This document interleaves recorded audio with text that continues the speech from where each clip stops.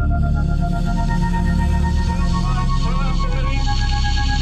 the only thing we have to fear is fear itself. Hello, and welcome back to the podcast at the intersection of faith and fear, where every week we discuss what scares us in order to find what saves us. This is the Fear of God podcast. Speaking to you right now is one of your hosts, Nathan Rouse, and typically with me is fellow co-host, longtime pal. If you listened to last week, you know we're well past the 2-decade marker, not the 20-decade. Nope, not there. Reed Lackey, he was here a minute ago, you guys, but he seemed in a mood, and he huffed away off of camera, and I just heard him shout, "Fix that, Jesus!" I'm sure he'll be back. I hope, although maybe some divine intervention's about to happen. In the meantime, allow me to welcome you back into our series on learning how to lose. In fact, the ultimate iteration, Reed can correct me, we're in the morning. Yeah, because in the morning is the big one. The leftovers is just, he's off screen somewhere just shaking his head at me. Allow me to welcome you back into our series on learning how to lose, titled In the Morning. This series has been intended, and hopefully has, at least on a certain level, delivered to help us meditate on loss as we navigate life inside a pandemic, giving even deeper resonance to our regular mantra of assessing what scares us in order to find what saves us. But I am getting ahead of myself, because here at the Fear of God, we explore. We, as best we can, do not explain.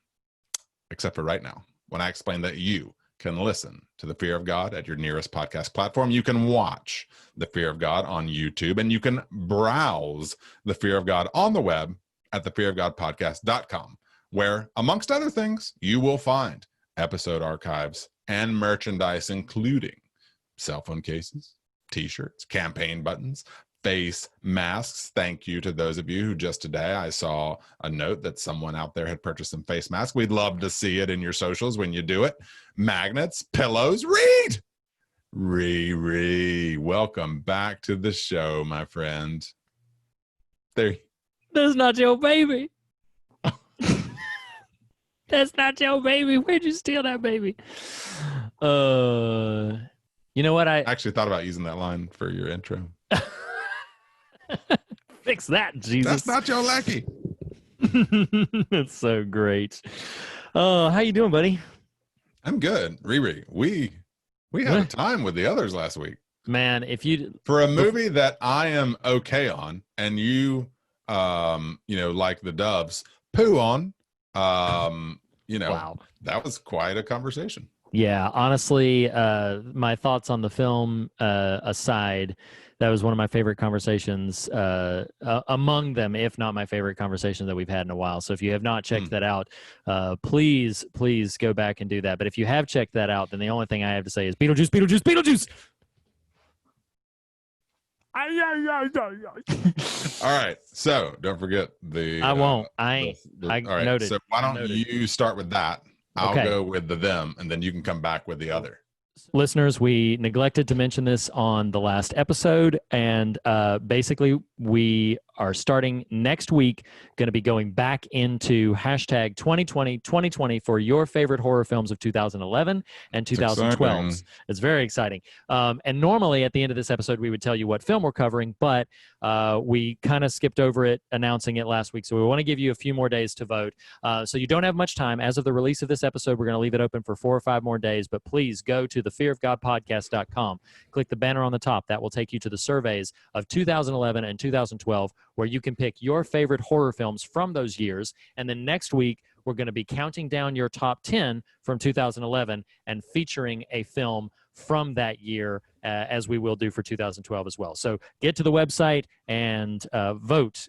Get out the vote. You know what's funny about those, Reed? So I posted the surveys you built, and 2011, I don't have either of them in front of me, but if memory serves, 2011 had a number. I mean, I'd probably seen at least a third to maybe half. 2012, when I looked at it, I was like, I don't think I've seen much to any of those. So, 2012 is we'll get to it obviously when we get to it, but 2012 is a bit of a rough year for not a lot of strongly memorable stuff. So it'll be interesting to see how the list shakes up. well, in the spirit of things that we might be watching and or other people might be watching, another call to action we have right now is our audience. What you watching, what you reading, what you listening to. Very exciting. You have heard several peppered through the last 2 months of you guys sending us these things. So what we are trying to do with great intentionality, please, I know you're out there right now, Blake. We are building a database of listeners' renditions of the What You're Watching jingle. Basically pick an episode of the last 2 years or so, and you're somewhere at about the 10, 15, 20-minute mark. Don't hold me to that. You're going to find some version of jingle in there. Hey, even better, you can look at the timestamps of, 6 months ago. There you go. That's technology. What we're after is you guys by yourself, with your spouse or significant other, you and your kid, just your kids. Thank you, Vera. Neighbors. I don't know. Pick people please. That's probably the safest bet here. Ideally with yourself included, and record it on a voice memo recorder. Like if you got an iPhone, I guess Android has something similar. Record it, email it to us at fearofgodpodcast@gmail.com. We are actively using these and would love to just have you guys participation in that way. It is a lot of fun. What is the last thing we want to tell them? Read. All right. So we are dubbing this next piece, Sharing is Caring. And what this basically boils down to is, if you've been listening to the show for a while, you've probably, especially if you're still listening to it, there's probably been things that has provoked thought, or that has made you laugh, or maybe you found it moving or memorable. We want you to share that, share the show, share that episode, share that little bit of nugget from the episode. There's lots of little bite-sized chunks from the recent YouTube clips that you can peruse and maybe segment something off there. But share it to the social media platform of your choice, be that Facebook, Twitter, Instagram, wherever else. But you got to make sure that you tag us in it so that we know you've done it. There is a contest associated with this. And anytime you do that, it will automatically enter you into that contest. But the other piece of it is we want to hear from you about one of your maybe favorite or more memorable pieces from the show in 2020. So, or you can maybe go back to 2019 if you wanted to, and remember when things were lighter and brighter. But email us at fearofgodpodcast@gmail.com. So you can share it to the social media feed and tag us, or email us, fearofgodpodcast@gmail.com. And then we just want to hear from you, just something that has stuck out to you from these recent episodes or from the last year or so, as we are approaching our 4th anniversary, which is really, really crazy to think about. And also our 200th episode. So, yeah. So all of those things are in the ether, and sharing is caring. We care about you, and we want to hear what you have to say. So share it to the social media feeds, and we would love to hear from you. So pouring a bit of a cold one out for the traditional opening salvo of the hashtag TV guideposts, introduction. It'll return. It'll be back. Just wait a few weeks. It'll be right back. Like a boomerang. Yes. That was a bit of a wink towards season 3. Oh, I see. Yeah. Okay. Yeah. Like a kangaroo, like a shrimp on a barbie. Yeah. Is that going to be a lot of what we have to deal with this? Oh, yes. That ain't a knife. That's a knife. Little Joey.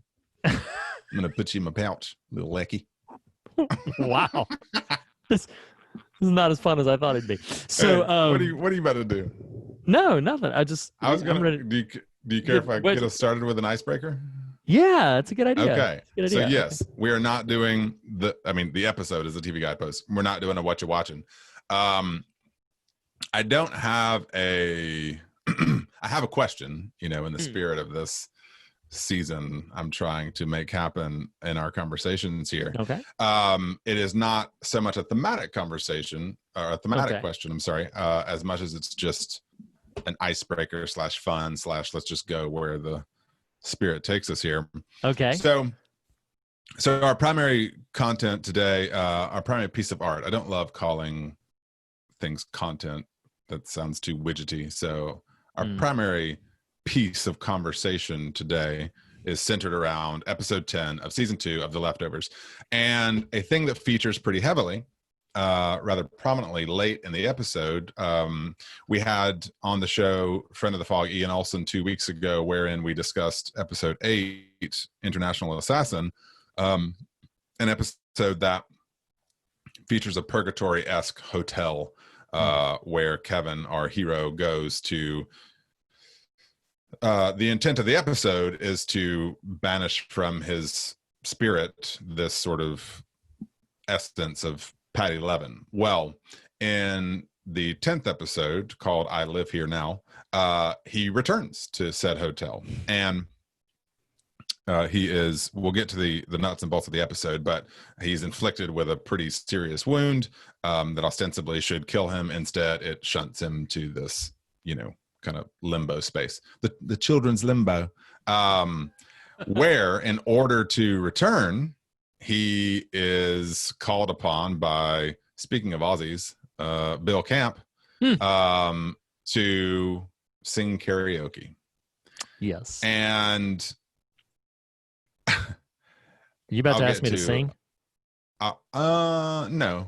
But one, when we get to the formal conversation about the episode, I want to hear your thoughts on the song choice here. But what happens, because I know you're such a big fan of that artist specifically. Absolutely. Well, so effectively, and I'm actually, it sounds real glib, but it's really powerful in the episode. Kevin has to sing karaoke, which again, yes, is that an odd convention to choose in a sort of life-death type of scenario? Sure. But it's so powerfully executed, and it's it's so thematically rich to that character's journey. And so I posed the question to Reed earlier today. If you, Reed Lackey, let me get to my question here. And I've naturally lost it again.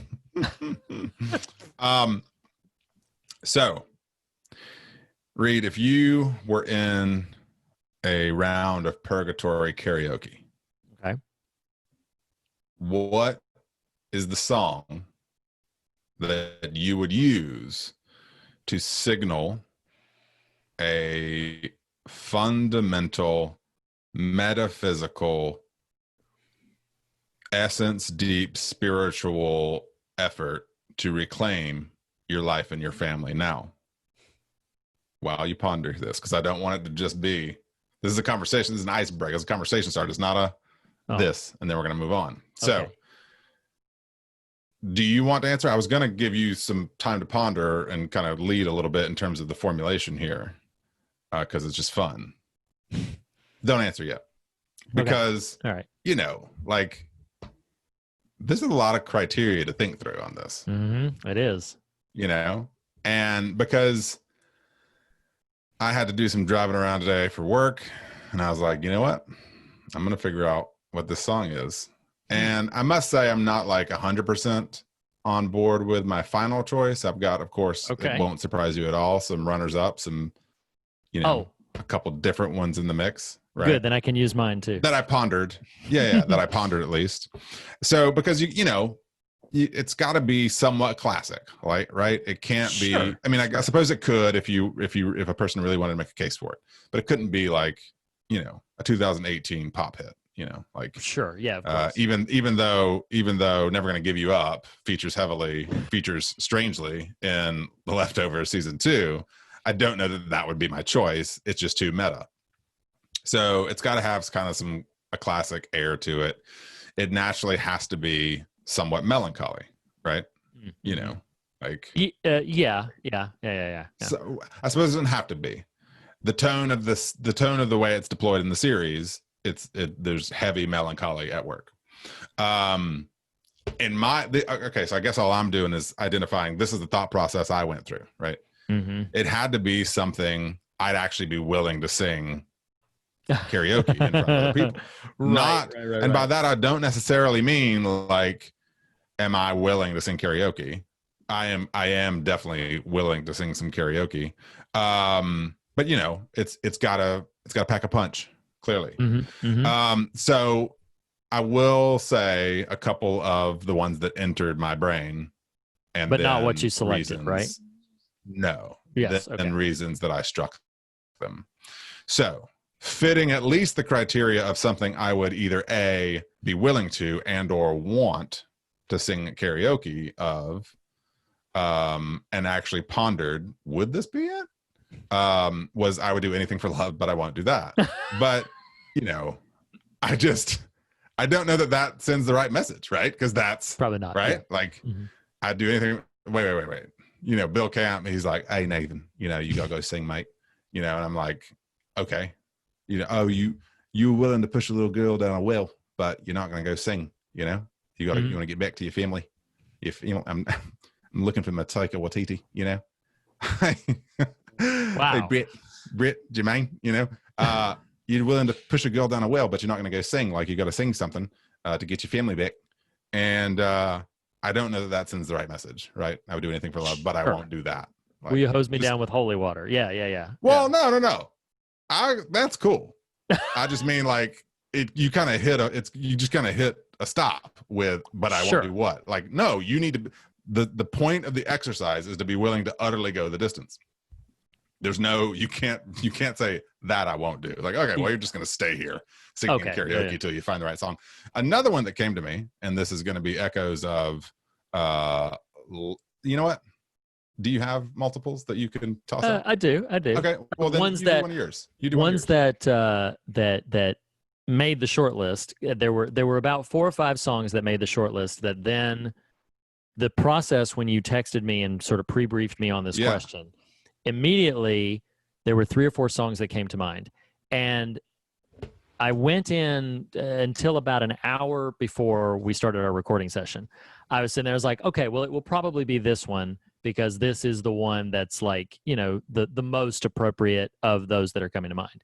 And about an hour before we started, like a hurricane, a different song came coming through, and it was just like a click. It's like, no, that's the one. That is absolutely 100%. So you do have a definitive. Okay. I have a definitive one. This is the song that I would use to do what we're describing. But maybe it's my wistful self. I did not have that bolt of lightning. I've got one that I'm like 90%. Okay. It's not 100%. Okay, give me one of yours, and then why you struck it. So I did consider Johnny Cash's song "I Walk the Line," which is a favorite song of mine. I love that song, but it's really about, you know, devotion. Now, how does that go, Reed? If we've never heard it. Oh, you mean I keep a close watch on this heart of mine. I keep my eyes wide open all the time. So listen, I would have thought you'd have gone with Boy Named Sue, but yeah. Well, but I quickly kind of struck it down because it's really it's not melancholy enough. It's more of a sort of like a definitive sort of declaration kind of thing. It's a bit of a toe tapper. Yeah, exactly. So I struck that one kind of down. Do you want me to give another one that was struck down for a comparable reason? Sure. Yeah. Okay. Very shortly after that came running up Ben King's song "Stand by Me." And that like, is just like the classic. Absolutely, yeah. And I do love that song, and that was the one that before the bolt of lightning came through, I was like, I'm probably going to say this song, but then a different one came to mind that I was like, no, that's absolutely the song. So yeah, I have one more that I pondered that didn't quite make. Hold that. To the sea. I won't cry. I won't cry. No, I won't be afraid. That's good. I like that. Short list. entered with the possibility of an almost clear winner, but for one glaring problem, was in the spirit of the others last week and its adjacent performance lead performer roles, was Come What May from the Moulin Rouge soundtrack. However, you got to have a duet. Like, I don't know that really functions in the ask here, which Sure. is, Yeah. hey, Nathan, you're going to go up, you're going to push a girl in a well, but you're not going to sing, to get back to the love of your life and, your world and your new mate, your Jarden, Texas, and your kids and your adopted kid and that other girl, okay, so really you're going to sing Come What May with someone else in purgatory, to get back elsewhere. It doesn't really work. It just doesn't work. That was fun. Right? Like it's a killer song. It is a killer song, but we had it sung at our wedding. Did you? Yeah. My wife's childhood friend and her husband sang Come What May at our wedding. You were my best man. You don't remember that? No, I'm just kidding. Brother. I'm too far about now. I don't remember much. I did remember I was your best man though. But point being, it just feels like it betrays the spirit of the moment to have to duet with someone in purgatory to get back. Sure. To sing a love song with someone else. Right, of course. What if in the moment you're like, wait a minute, they can sing pretty good. Maybe you should have my family. No. I'm like, what if I want to stay? Oh, okay. Right. I'm just saying it betrays the spirit of the moment. Understood. Sing that song. Understood. Okay. Sure. Yeah. What's another for you? Okay, so I'm gonna rattle off my last one before my Okay. final one. The last one that I'll mention on the short list was by U2, With or Without You. Okay. Yeah. Good news is you just took out one of my others. Oh, okay. Yeah. So, okay, good. This is a great segue. I'm so proud of us. I'd sing With or Without You to get back to you, Reed. If Bill Kemp was like, hey, Nathan. Every 5 minutes. So I got to set the scene, We're gonna be on the freaking fog meter, and it's like, hey, if Bill Camp was like, all right, so here's the thing. If you're gonna rate these films on their fear and their God. We'll see you next week, everybody. Okay, that's amazing. So no, once I cleared the lane of Meatloaf and Moulin Rouge, I did ponder some David Grays. I pondered some Over the Rhines. Couldn't quite settle on. Over the Rhine felt a little too esoteric in terms of that classic vibe. So my first impulse. So I'm gonna go ahead and do my three, landing on my 90%er. Your main one. And let you give the big whammy. So I did land in the U2 territory. I pondered some killers. Oh, nice. But they are pretty fresh Mm-hmm. for my experience in life. So of course, up for consideration first was One. Yeah, beautiful song. Yeah. And that was close. That hits a lot of the vectors of the Venn diagram I'm after for my karaoke, my purgatory karaoke. Because it is just imbued, supercharged with melancholy and that sort of, because that, I forgot this one. It couldn't be like because there's songs by like artists like your Rich Mullins, your Jars of Clay type people. Yeah, of course. That I deeply love and am deeply ministered to by, but it's a different kind of different vibe, different energy. Yes, absolutely. Yeah. So I was after like that human relationship type thing. The only reason I ultimately abandoned One is because it ultimately sort of lands as a we're independent agents kind of song, right? Yes, like right. We are one, but we're not the same. Which, again, in the spirit of the message, is like, well, what you're trying to establish is sameness. Sure, of course. Sort of. So that was choice A. Choice B, I was driving around. I was karaokeing in the car. Oh boy. To One, and then I was like, okay, not sure about that for this reason. With or Without You was on the short list. Yep. And that's a damn fine song. It is. The one I landed on, it is U2, and felt like it hit all I was after, except for 100%, endorsement was All I Want Is You. That's a wonderful choice, isn't it? That's a wonderful choice. And it kind of narrowed. It was like kind of hits all the marks. Yeah, no, it's wonderful. That's absolutely wonderful. So I did not. So Reed, You know, okay. you're willing So to push a girl down a well. Now, Bill. what is your song? You're gonna sing. Yeah, I'm going to sing a song. Okay. Get up on the stage, I'm going to mate. spin the wheel. I don't know the familiarity automatic that will come. And unfortunately, you know, copyright restrictions being what they are, I can't, you know, play part of it, you know. But the song that came in just completely emotionally knocked me over and said, yes, that is the song I would sing. Do you know the artist Jim Croce, if I say that name? Yes. Okay. The song that I would stand up and Cats sing, in the Cradle. if Bill, that's not Jim Croce, but if Bill Camp would say like, hey, Reed, hey, Reed, you know, so okay, you're willing to push a girl down a well, but you're not going to go sing. That's as much of that as I want to do. So, so who knew? I didn't know. The song that I would stand up and sing that would, you know, reclaim would be "Time in a Bottle." Do you know the "Time in a Bottle" song? Catch time in a bottle. That's the one. I don't. That's really about the extent of it.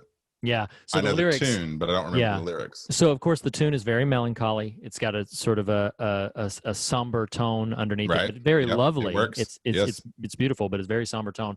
The lyrics are, you know, if I could save time in a bottle, the first thing that I'd like to do is to save every day till eternity passes away, and then again I would spend them with you. And then the refrain, the choral refrain is, but there never seems to be enough. There never seems to be enough time to do the things we want to do once we find them. But I've looked around enough to know that you're the one I want to go through time with. And so it's just, I mean, it's, yeah. So when I recalled, like I said, it was a very emotional moment when I was like, no, this is the one. This is the song. All right. Well, let's do it then. All right, Reed, you know, no, you're willing to push a girl down a well. I'm about to willing to push you down a well. You and your jackanapery. Jackanape. That's a good one. It's funny. What was I about to say? I did ponder. I didn't go listen to it. It's more the mood and the chorus. But Cash's If You Could Read My Mind. That's yeah. really yes, great track. But I know it's a cover, and that wasn't necessarily the intent. Yeah. Anyway, we'll read. That was fun. I enjoyed that. That was really good. So yeah, now I'm picturing myself as Kevin Garvey standing up on the wheel at Purgatory. No, you picture yourself as Reed Lackey. Yeah, that's true. But I mean, come on, standing in his place, in his stead, and just like in my place. That's not the song I would sing. That's but not I do the like song. that song. No. So yeah, so you want to dive into no. Listen, Mike. Yeah, let's do it. I mean, go on an episode. Where else do we? Where else is there to go? But you know, on the bridge. We live here now. So yeah, this is the finale of season 2. I had mentioned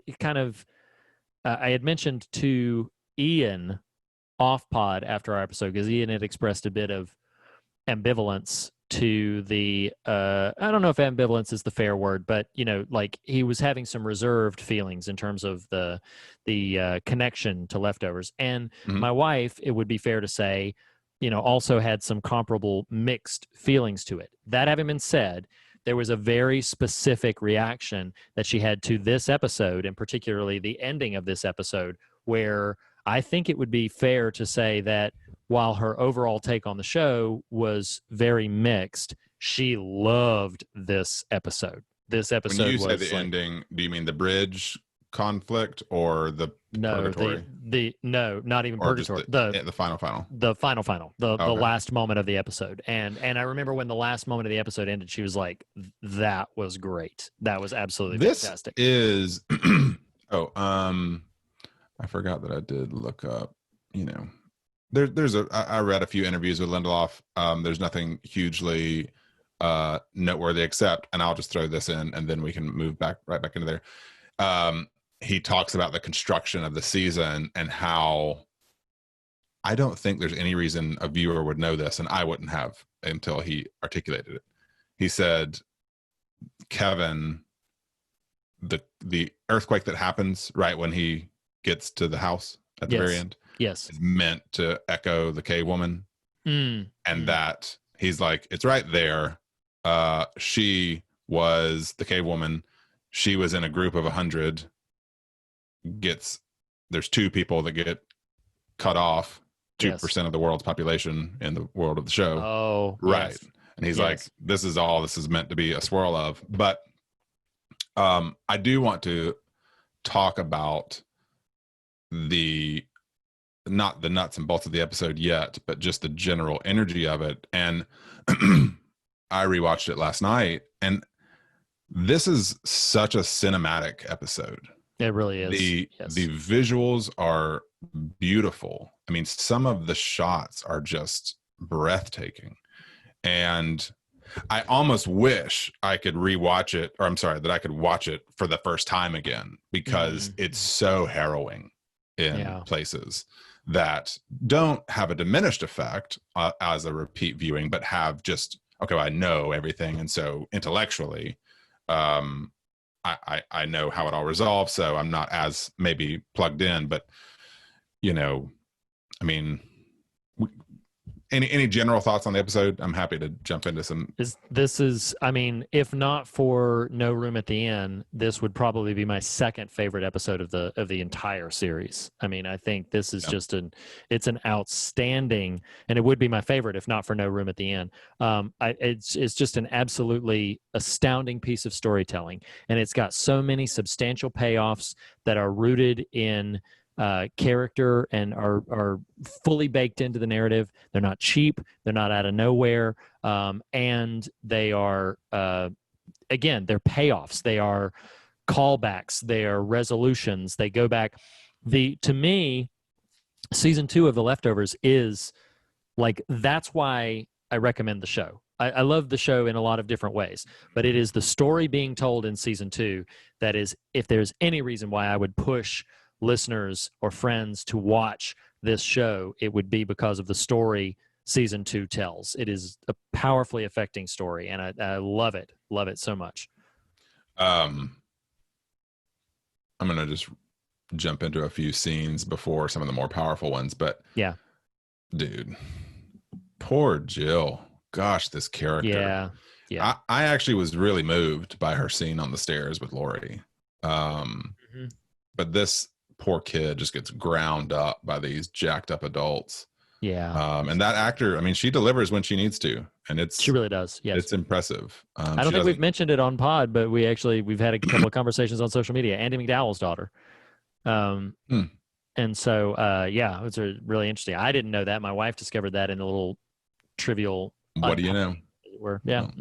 Thanks to Lackey's wife for the trivial. Man, I had totally forgotten about Mary coming to, and their reunion is just beautiful. I mean, I got choked up, tears in my eyes, Chris Eccleston's buy-in as Matt Jameson at every turn, and especially in this scene, is just a thing of beauty. I mean, it's so powerful. You know what else I love about that moment is, and yes, Matt's reaction is wonderful, so is Mary's, but I love the way Nora is enjoying their joy. I just, that's like, she's standing behind and she just he's looking, he's like, is this real? And it's just, it's so heartwarming. Well, that line for a show built on how much our perceptions can deceive us, and that is a thing supernatural, is it literal, certainly. And I will ask for this very mild spoiler. I mean, we never find out. I'm sorry. No, that wouldn't make any sense. All I was going to say is, confirming what the conversation piece that came up with Vera, I love that you're still left wondering, did Mary wake up until this scene? And I love how what I was trying to get at was, in terms of character and our own perceptions, in his darkest moments, Matt himself is probably worried. You know what I mean? And so that's why the power of a line delivery, and this exultant, just tender man yelling, "Is this real?" I mean, it was just wonderful. Loved it. It's absolutely wonderful. So one of the first things that I wrote down, and this is getting into this, I'm going to express it as a like, because I really, really like the moment. This is exactly what I wrote down. As much as I love the image of Kevin staring up at the girls, Kevin, What? Oh, yes. As much as I love the image of him staring up at the girls as they're leaving and executing their plan for Oh, yeah. departure, the geography of Jarden and the timing of that moment messes with my head because presumably they left the house and then drove to the lake. Now, they clearly had to have stopped somewhere along the way because in order for them Sure. to have left the house and then gone straight to the lake, all that had to happen in between then and then was that Kevin had to like go through his whole evening, get ready for bed, go to sleep, sleepwalk, go to Michael's grandfather's house, get told that he needs to, kill himself in order to free himself of Patty Oh, Lemon, I'd forgotten. then go Yeah. and has to go to the lake and do his whole thing. All of that had to happen while they drove, and he's walking, by the way, because he's sleepwalking. Right. So the timing of the fact Don't think too hard about it. I know that's the thing. I have to just let the mystery be because like the timing of that just messes with my head. That having been said, I do love that moment of It's him looking wild. up and seeing them, and then when he leaps into the river or the lake and the earthquake happens and the water all drains down. It's just it's really affecting, very, very affecting. So yeah, I love that piece of it, weird as it is, geography and timing wise. Well, and I don't even know that by the time we get to the end of season 3 that we'll be equipped to have the scope of conversation that the emotionality this show puts on display does. That we're kind of equipped for that conversation. But what a moment in the car when the girls are driving and the driver gets emotional, starts to break down, and Evie wipes her tears and just says don't, or writes don't. I mean, I'm not endorsing Evie in there. I'm just saying, like, nowhere does that scene make any sense but in The Leftovers. Correct. And for those of us dialed in and bought in and willing and interested, there's so much happening in that scene. Absolutely. And it's just a tiny little 10-second scene. I'm going to and you feel free after, or I'm sorry, we can volley some of these. I don't want to shy away from the bigger weightier scenes of this episode, knowing that they aren't necessarily indicative of the bigger thematic ideas we want to explore. So I don't want to hide from those. I'll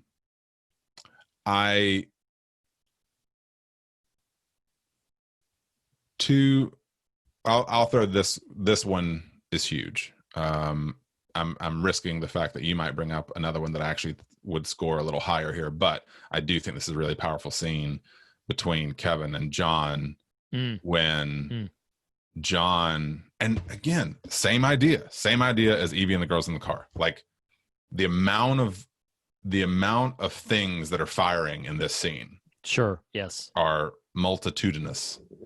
And you've got something I did read in a Lindelof interview is a writer that was part of the writer's room for season 2 was this gentleman who was, they identify him as, he's a practicing Muslim, but he's like this, got like a doctorate in world religion. And so he was kind of their expert on religion. And so had all these conversations about world religions and stuff. And they had been operating in season 1. There's even, I didn't see where this was or remember it, but apparently there's a reference to the potential of Kevin as a prophet. Like that identifier comes up. And this writer in the writer's room repositioned him in season 2 and said, he's not that, he's a shaman. He is this go-between in the ether and the present. And anyway, so you've got the scene in the kennel between John and Kevin where newly clarified Kevin reveals, hey, I saw them. And he can't discern or doesn't have the information to tell him why or what they did next or whatever. But the dialogue that I wrote down, and it's got, this is where it feels like it left for an episode or two, but when the Max Richter score starts to tinkle in and just starts building, because you've got John, who maybe is a character worth discussing, but is so conflicted, and on a certain level, it'd be easy to reduce him to just angry, but Right. he challenges Kevin on the notion that they ran away, and he says she loved her mother, she loved her brother, she loved me, so why would she do this? And Kevin says maybe she didn't. Oh my God. And just lets it hang there. And John's like, what? Love you. Oh, bang, and then he shoots him. I mean, like, so I want us to feel free to explore that scene a little bit, and then to let you throw any out you want to talk about. But I mean, this is a show, and this will steer a little bit into my thematic notions. This is a show about attachment and maybe clarity, though that's a bit of a antiseptic word. Is that the word I'm looking for? It's a bit neutral of a word, but attachment and why we attach, why we detach, what can rebridge the gap if you do, what will never be rebuilt, like, and that scene just kind of signals all of those things. Yes. I mean, I did write that scene down as one of my favorite moments of the episode. That, I mean, Kevin is so clear-headed and clear-minded, and we talked a lot in the show when we did the season 1 sort of fuller episode. I believe that was when we talked about this subject of like truth-telling and like getting at the truth. And Kevin, on his particular part of the journey, is very much in alignment with, like, he sees very, very clearly. Right. He might not have the words to fully articulate now. Right. Now he does. Okay. Yeah. But he sees very clearly. And so to come up with so bold a statement as maybe she didn't love you. Right. Is just, I mean, it's really, really powerful. And John in this moment, so John is a character who he frustrates me tremendously.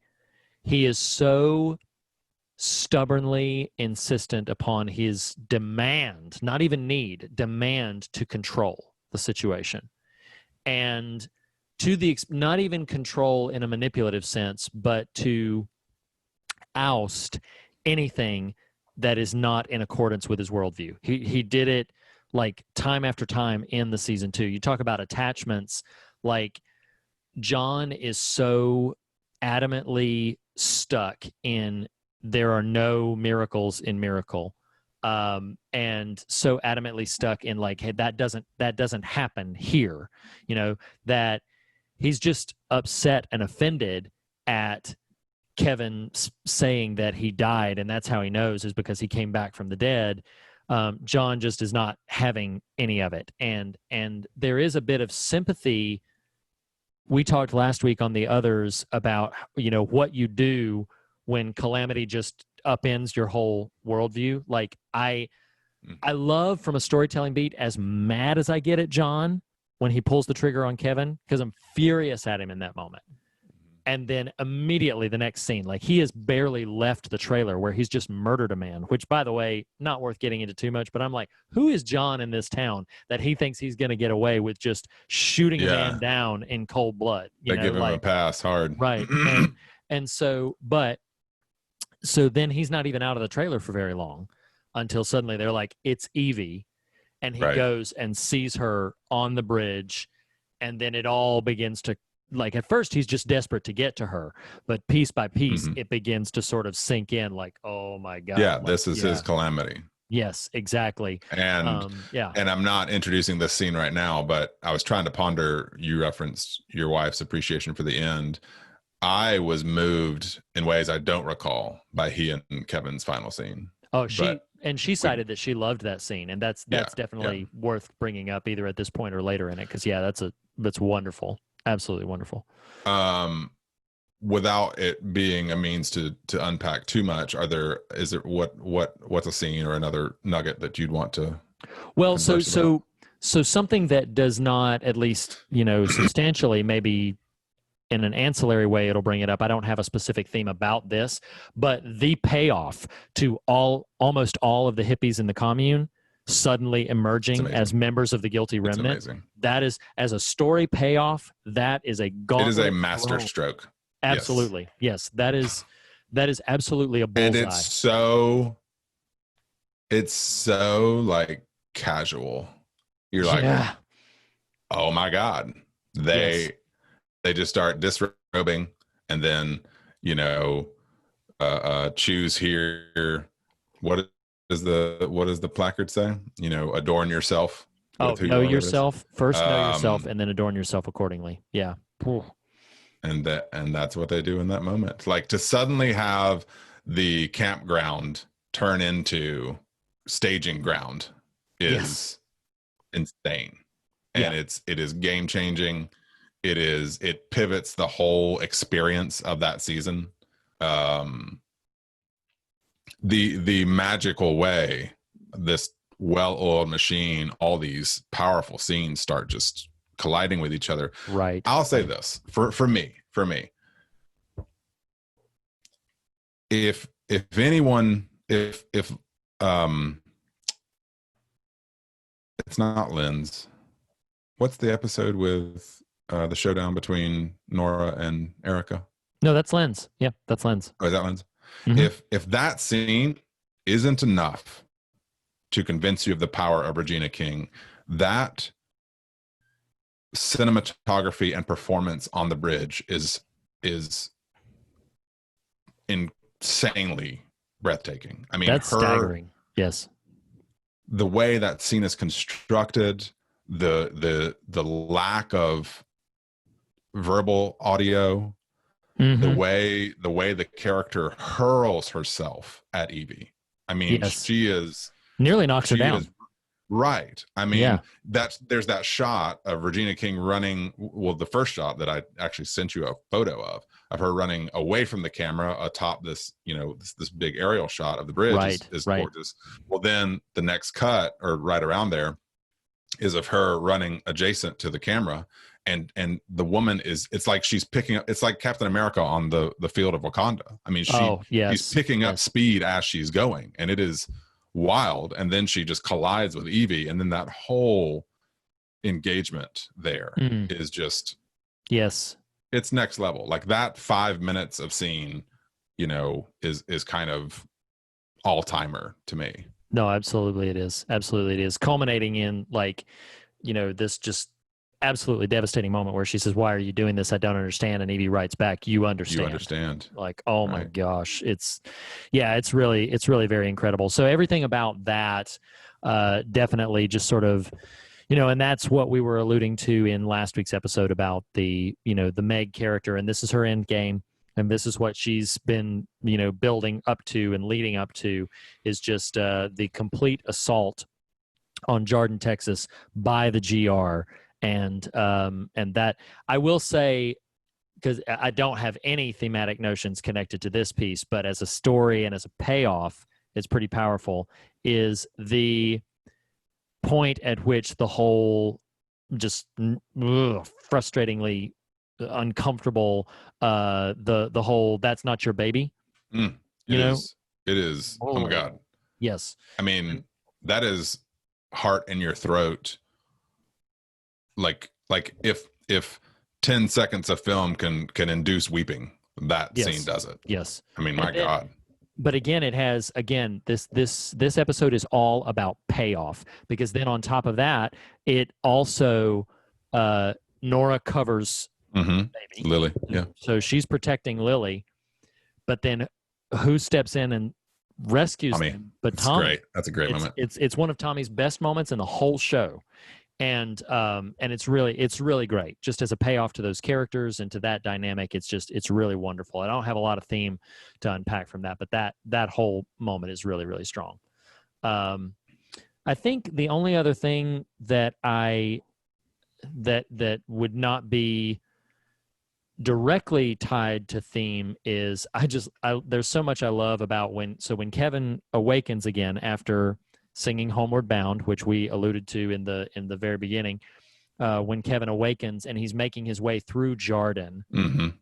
and seeing, and this is what I was kind of getting at when I'm like, Jarden's not going to recover from this. Sure. Like you're going to talk about like rioting in the streets. Like there's not a building untouched. Like they've knocked out power grids. There are things on fire. There are people just partying up all through this town. And Kevin, it's pretty galvanizing, Kevin making his way through that disaster area.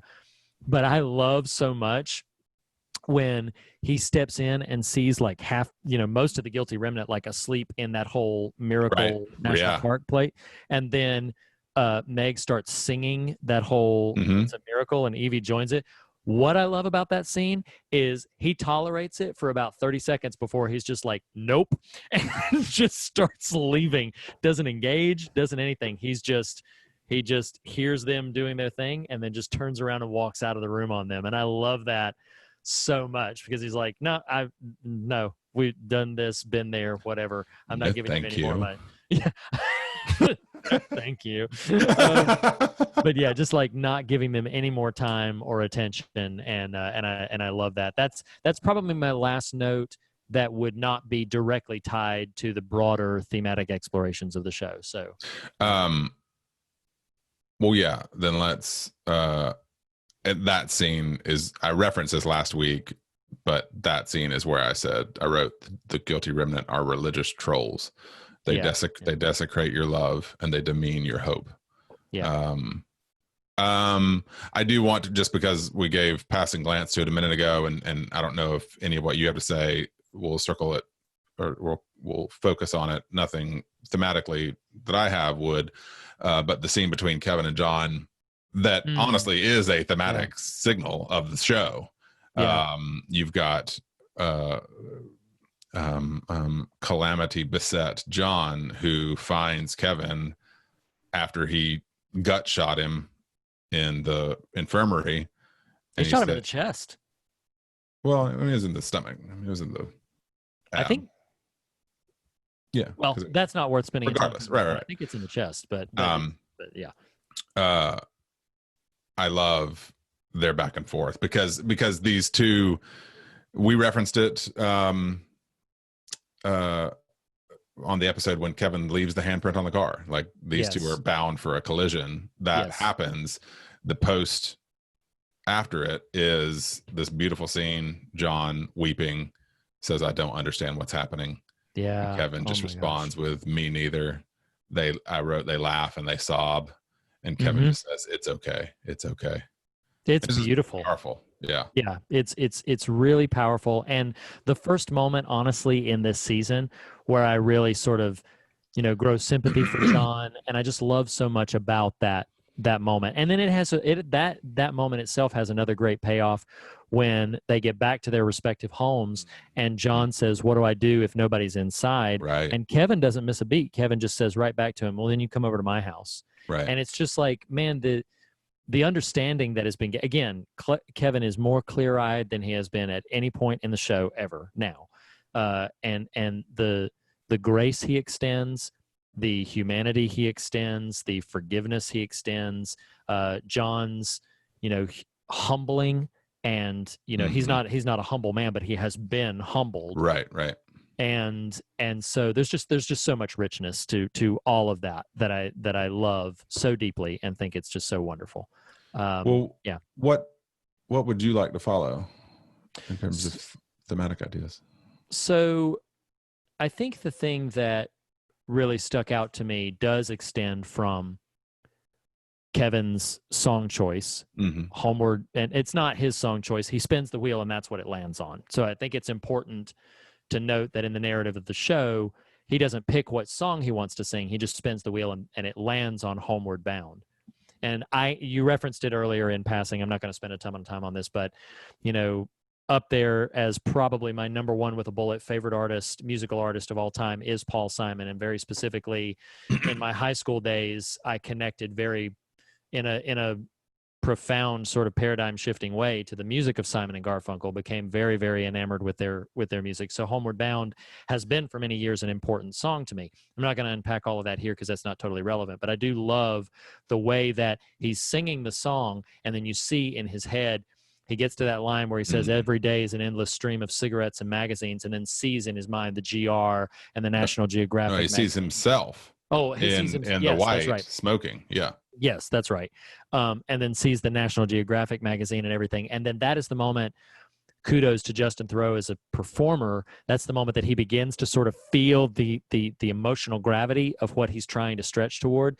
And then God, just the lovely, where he says, you know, home where my love lies waiting silently for me, and then pictures Nora smiling at him. It's just such a tender moment, and it's lovely. And then when he finishes the song, I will say, not trying to pivot out of the sort of the sensitivity of the moment, but I will say, like, somebody needs to wipe his nose, like when he's singing and when he's being, you know, bandaged up. That was one thing that I was just sitting there. I was like, oh my God, get this guy Kleenex, please. I meant everything, but he's so overwhelmed by all the emotionality of it, and then the vigor with which he gasps back to life. And then, of course, I'm going to give credit to my wife here for what she described this as, because he steps into that house, and then I'll get to my thematic idea.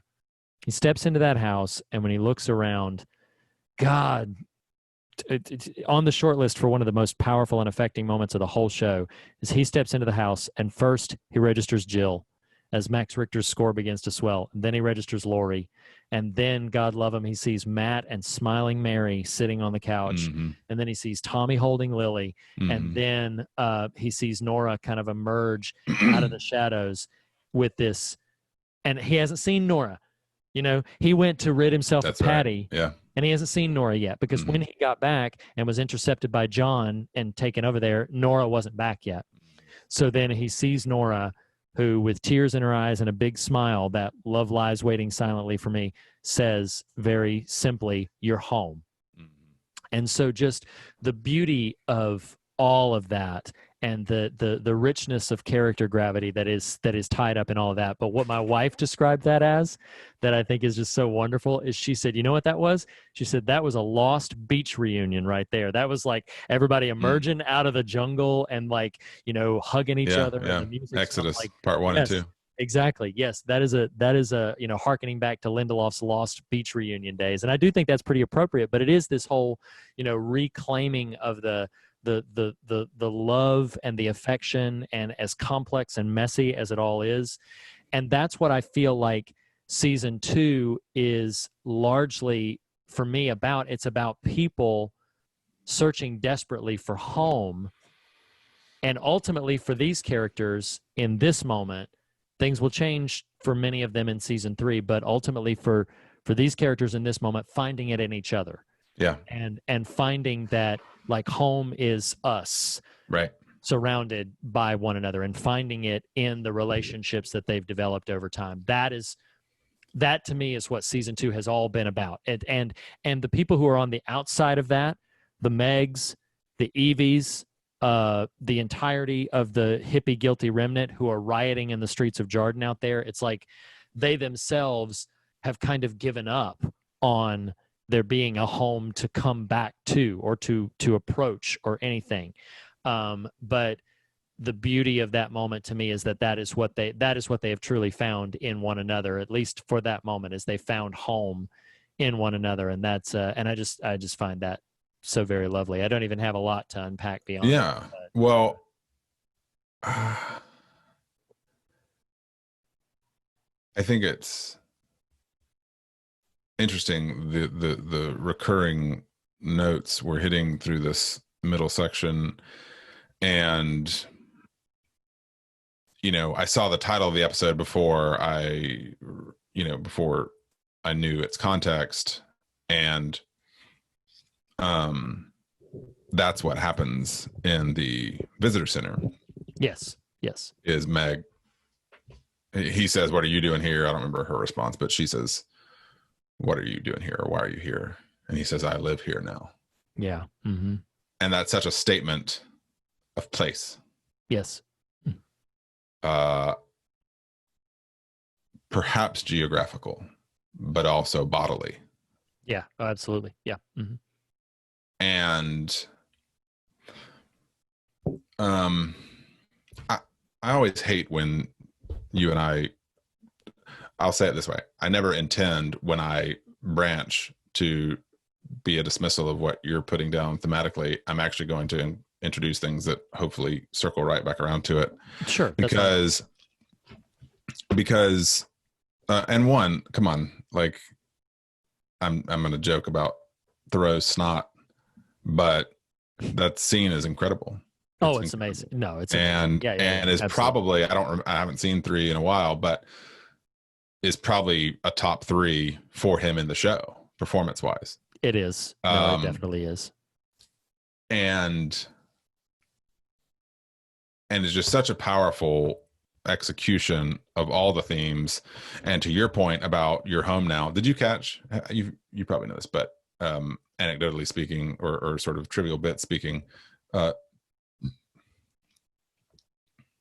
that out. Trivial bit speaking, Nora has a line that ends every season. Season 1 is "Look what I found," and it's the baby. Oh, season wow. 2 is "You're home." I don't remember the final line of season 3, but point being, she intentionally ends every season. Wow. Has a line. And so I'm here. It's "I'm here." We'll get there, but yeah, it's "I'm here." Yeah. Yeah. Oh, yeah. I'm curious, random. Listeners, real quick, season 3 question. I know a lot of season 3 takes place away from Jarden, but I also know some takes place in it. I can't remember the kind of ratio. I'm asking you to sort of inform. Less than a third takes place in Jarden in season 3. Yeah. Mm-hmm. I think they don't start gone, right? No, it picks up like immediate. It picks up practically the next day. Okay. And then doesn't matter. It's more just my curiosity. Yeah. So the thing that I've, in weeks of doing this now, that I've been unable to escape, my friend, and I don't say that placatingly. I say that as someone that 2 weeks ago last week on, what did we cover with Ian? I can't even remember. Dark now. City. Yeah, Dark City. 2 weeks ago. When I'm like drowning out in the ocean, just needing a life raft, or a inner tube thrown at me,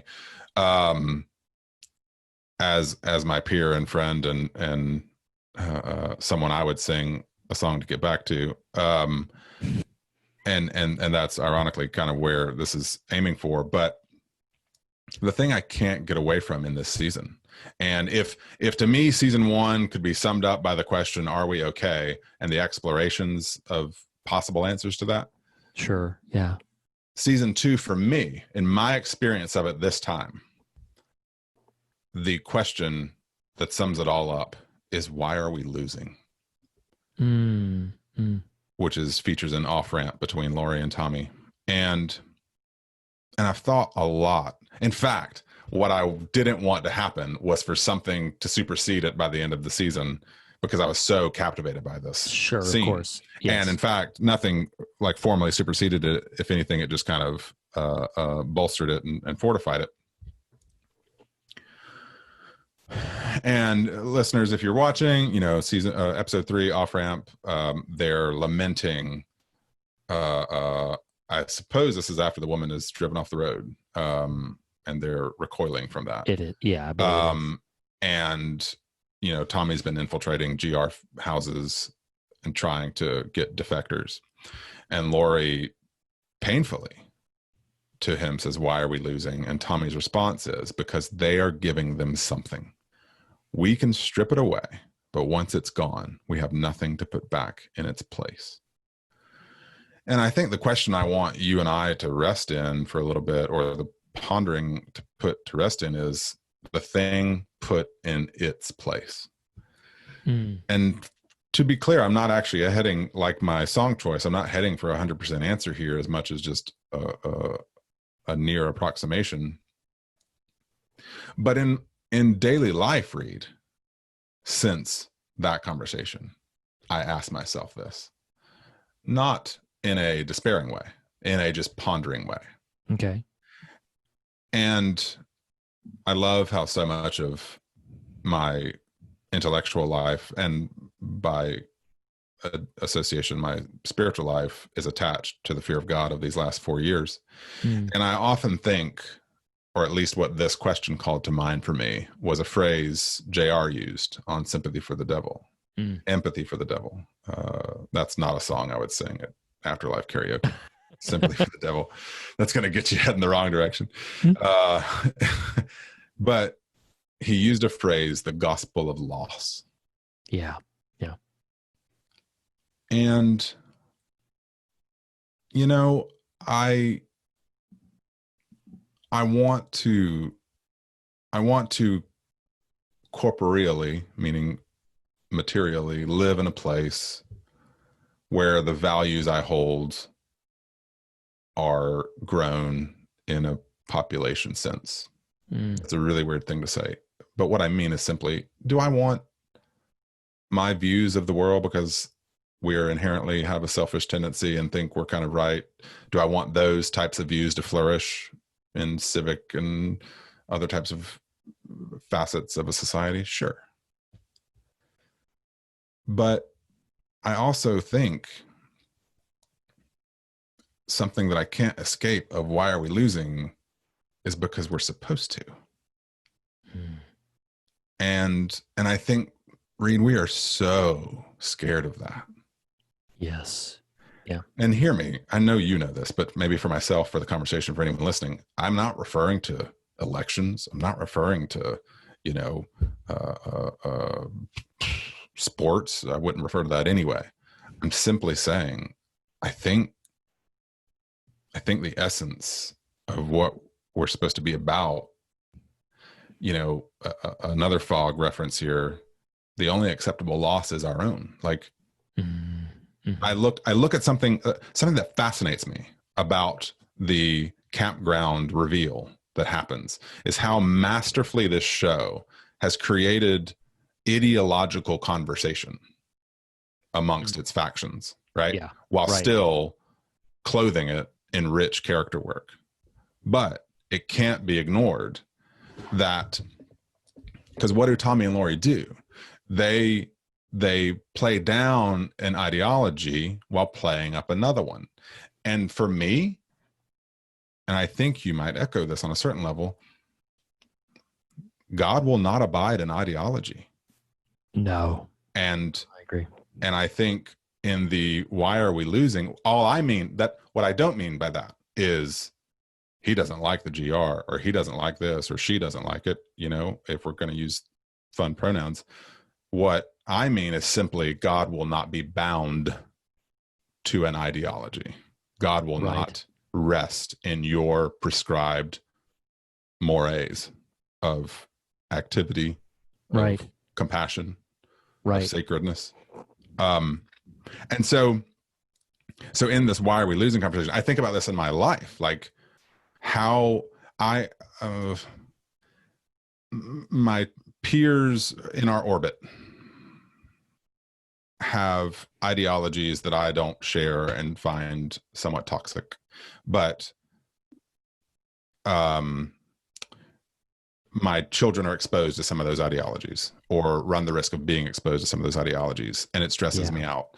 And in the conversation in my head of, if my kid came to me and said, well, why not this thing? It's really going to be hard to say, because we're supposed to lose.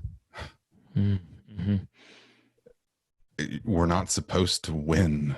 Winning isn't the game. It's not a game. I don't want to follow that. But point being, no one likes that. Right. People come to Jesus and say, can I sit next to you? And he says, well, give it all up. Yes. You know, oh, well, wait a minute, that doesn't sound right. And they walk away. Like, that is why we lose. Yeah. And I'm not saying Lori and Tommy don't know Jesus or need to. That's not the point. The point is, they supplant an ideology with another one. And what happens in the end? There's no ideologies left. You know, if I cracked open a Wendell book the other day because I needed something nourishing that wasn't inciting, if that makes sense. Absolutely. Yeah. He's good for that. He is. And wonderful for that. And I'm as guilty as anybody of aiming way too damn big. Mm-hmm. Right. And something he's a master at. Like if there's a technical definition of master, he probably is that. It's all small and right here and nothing else. Yeah. Almost literally, and nothing else. And so in this conversation of why are we losing, and maybe we're supposed to, and maybe it is all and only meant to be small and immediate and local, I think about presentness and enoughness, and Kevin Garvey Sr. saying every man rebels against the idea that this is it. They fight windmills, they save damsels in search of greater purpose. This is Kevin's journey. You have no greater purpose. It is enough. It is enough. Why are we losing? Because we don't recognize what is enough. And I think about this, and I wasn't being silly a moment ago. As I finished Leftovers episode 10 of season 2 last night, I was like, who am I singing for? Mm-hmm. Because if God comes to me disguised as my life, that is God to me. And that, you know what I mean when I say that. I do. I'm absolutely. Speaking yes. weirdly, I'm simply saying, like, we want movements and placards and signals and signs and implements and you know, like votes and elections and you know, save this and save that and be against this and be against that, and all of it is loss because I'm not talking, you know, maybe on the periphery I'm talking about control. That's not what I think I'm talking about. What I think I'm talking about is simply, what can I affect?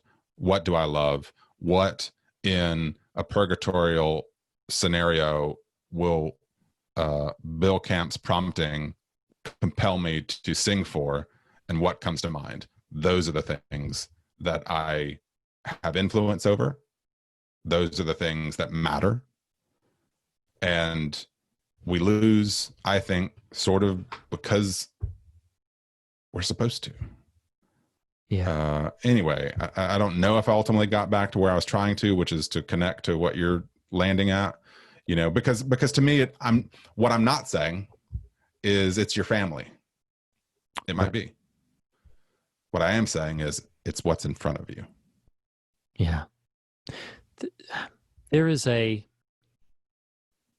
don't know that this is, a couple of things have come to mind. There's, I don't often invoke, and a lot of it was just the song language that we keep wrapping around. I don't often invoke like old Christian songs, certainly not CCM songs. Although I don't know if you would, but I got to drop some Newsboys. I'm not about to drop some Newsboys. I don't consider, like, when I think about CCM, yeah, sure, technically he is, but I don't consider Rich Mullins in that camp. Rich Mullins is on a completely different level. But that Rich Mullins song, and this is the one that came to mind, you know, and the song starts off, I'm sure you've heard it, but the song starts off, there's more that rises in the morning than the sun, and more that shines in, and more that shines in the night than just the moon. There's more than just this fire here that keeps me warm in a shelter that's larger than this room. And then he goes on. That's deeper than that's it. Sentiments. Yep. And a music higher than the song. Yeah. The music higher than the songs that I can sing. The stuff of earth competes for the allegiance that I owe only to the giver of all good things. And then the refrain that keeps coming to mind is what is his choral refrain there. So if I stand, let me stand on the promise that you will pull me through. And if I can't, let me fall on the grace that first brought me to you. And if I sing, let me sing for the joy that has born in me these songs. And if I weep, let it be as a man who is longing for his Longing home. For his home.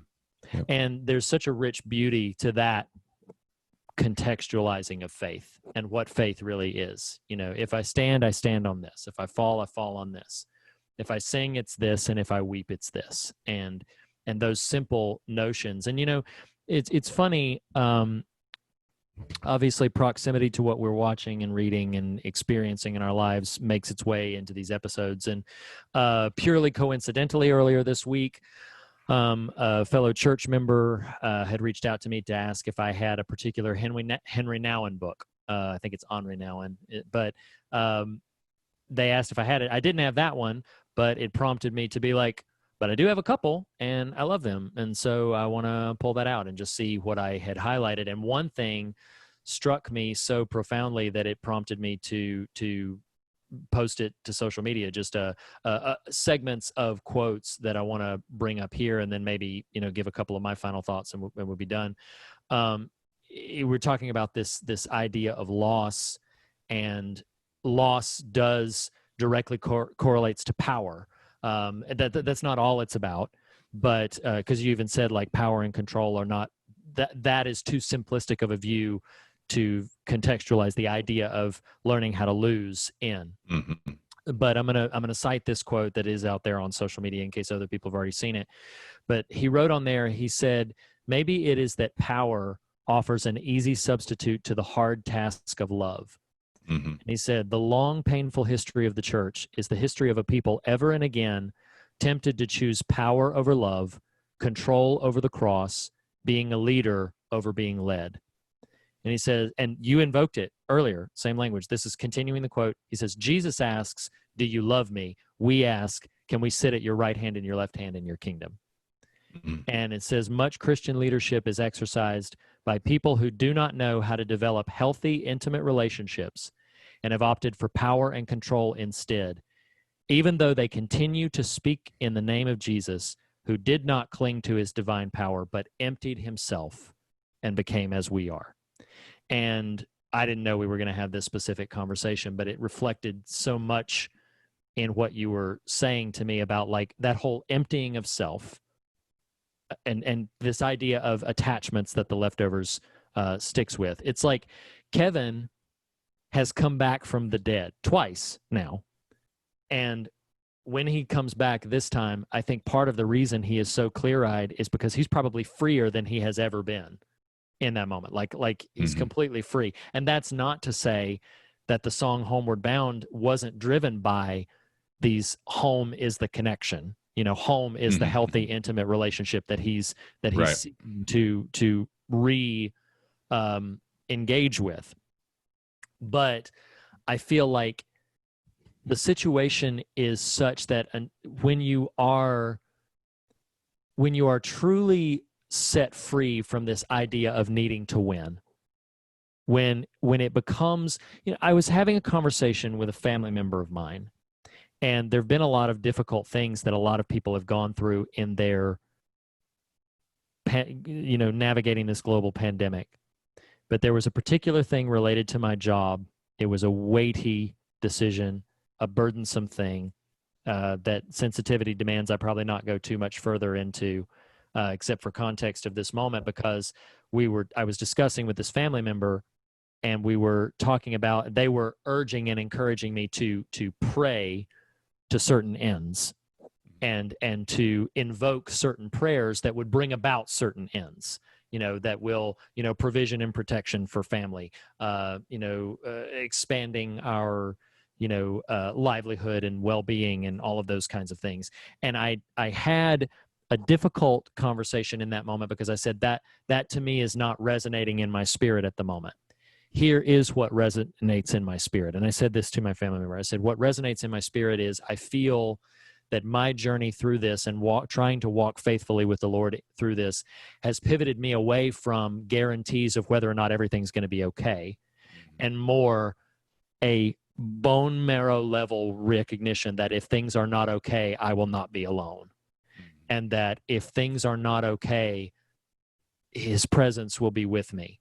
And that it not be so much about whether or not things will be okay, but that there is communion here. and there is fellowship here, and there is faithfulness here. And to me, that final moment of him just looking around at the people that mean the most to him in his life that he has left, including his ex-wife and his new committed relationship, and Matt, who is in many ways probably the best friend he has in the world, in many weird, strange ways, because of their shared experiences. And so all of these things are just like there. The people he cares about are here in this place, and that to me has been so much of what this situation is. I've had difficult conversations with people I love, who are struggling, and there are so many people who are struggling to try to navigate this and try to not feel this way anymore, and try to not feel the pain and the hurt and the oppressive sense of loss that we have. And I expressed to someone else, I said, there is no magic pill. We will not wake up tomorrow and this all be over. But just recently, this is going to sound a little silly for a moment, and then I'll share this final note, and then I think I am done. Recently, we were with, this was around July 4th. We were with some friends. We had agreed, we had social distanced pretty heavily for a couple of weeks. Our friends had done the same. So we agreed, under the sort of bubble measurement that was laid out, to get together in our friend's backyard for July 4th. And so that whole time, we didn't even hug each other hello and goodbye. We were just there, in a backyard, sharing time with one another in the same physical space. And as we were leaving, one of their dogs ran out the little entrance way, and their dog took off running. And in one of the most foolhardy decisions I've made in the last 40 years of my life, I took off running after the dog. Like, it wasn't, it was very impulsive. I took off running. My wife even teased me. She's like, I have never seen you run before. I just ran. Lots of Forrest Gump. I just started running. Exactly. Lots of Forrest Gump memes have now abounded in the text thread with these people. Funny. But I took off running and, patting myself on the back for a second. I caught the dog, and it's hard to catch a dog who's in full bore run, but whatever. But I caught the dog. As I got close to it, I'm approaching 40 years old. I'm going to be 40 years old in a couple of months. I had no earthly business running after that dog. As I approached the dog, I tried to stop, and my legs said, sure, you can stop. My upper body had so much. Sure. It said, nope, train's going. You didn't have an Evie to wrap your arms around. I did not. And so I fell down and got a pretty nasty scrape on my knee. It is ultimately just a scraped knee, but it was so severe, for context, that even almost 4 weeks later, it has not yet healed. It is healing, but it is still, in many ways, still very bloody and stuff like that. It was a really bad scrape. And those first couple of weeks afterwards were pretty difficult because of that. The analogy that I'm using it to bring it back into this idea of loss and suffering and all of these things that we're going through. Let your dog go. They're not our dogs anymore. No, they're not our dogs anymore. I was talking with someone who was really struggling because they had some pretty devastating news in their life, and they called me, and this was somebody who called me sobbing and just crying. And when they called me, they said, my impulse when anybody tells me to be strong is just to say, screw you. And they didn't even use that word. They were like, don't tell me to be strong right now. What are you talking to me about? Don't tell me to be strong right now. And when they said that, it was because I had said back to them, it is okay that you're not okay. That it is okay that it's not okay. And it's not a new, I think we've said something like that on this show recently. But then I shared with them later about my knee. And I said, there is no version of this where I wake up tomorrow morning and my knee doesn't hurt. But I recognize that it is in the process of healing, and it is in the process of sort of getting better a piece at a time. But there's still pain associated with that. There's still there's still things that I can't push myself to and ask of myself for this silly scraped knee to heal.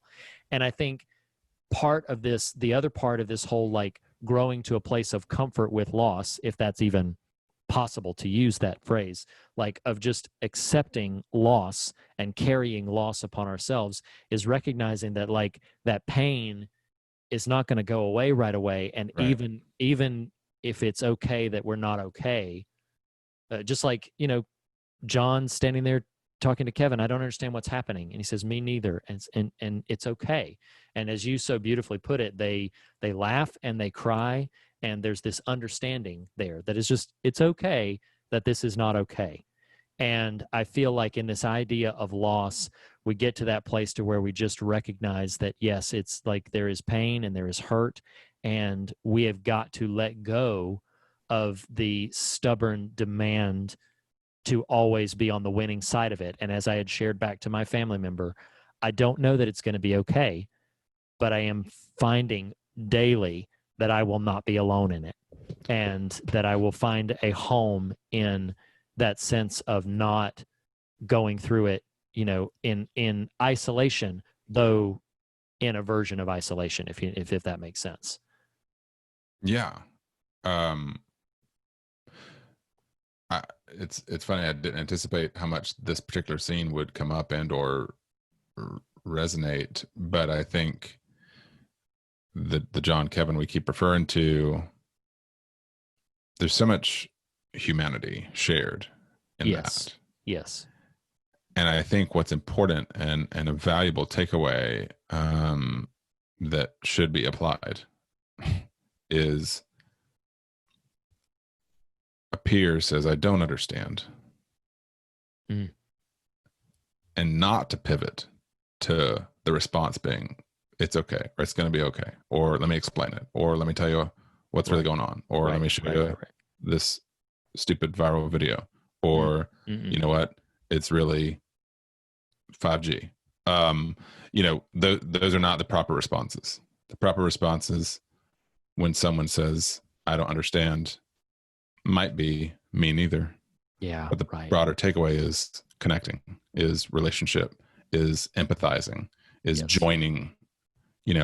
Was it last week when we said this about pushing into the well versus jumping in the well with them? Like, that's Kevin jumping in the well with John. Yeah, absolutely. John is broken. Yeah. And he says, I just, how did this happen?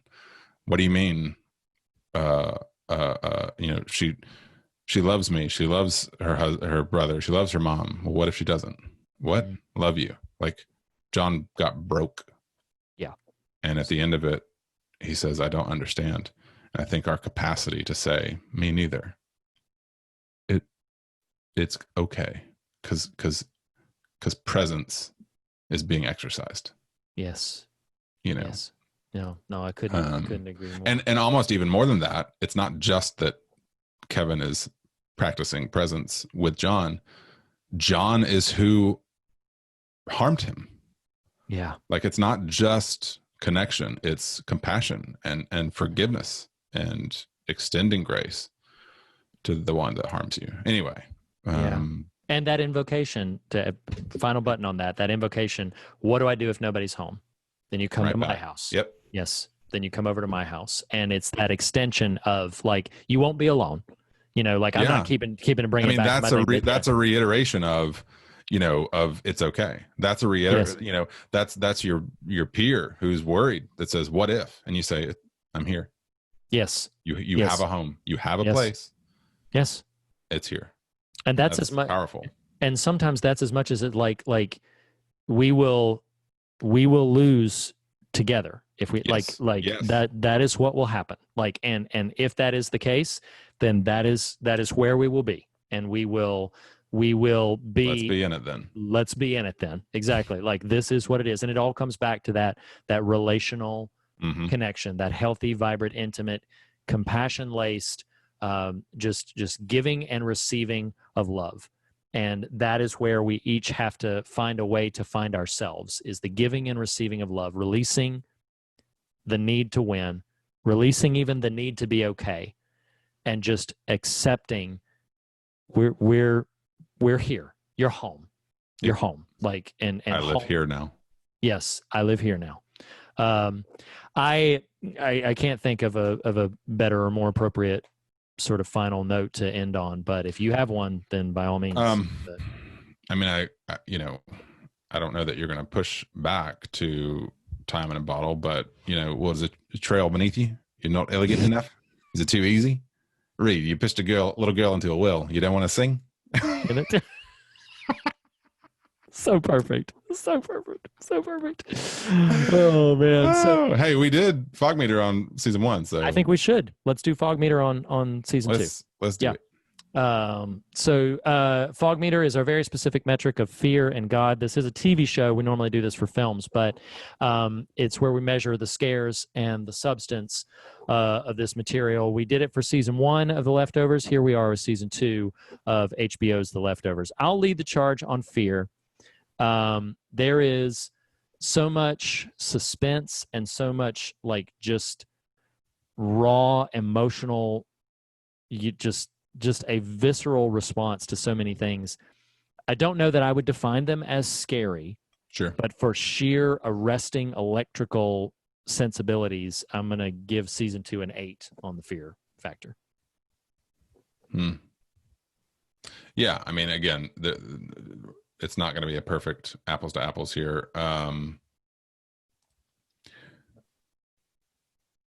Watching it a second time through, knowing the architecture, there's a little less electricity, but I can still recall the height of harrowing that the experience of discovering Evie, the experience of Regina King's run across that bridge, the experience of Nora on Lily on the bridge, like those are set your nerves afire. Oh, absolutely.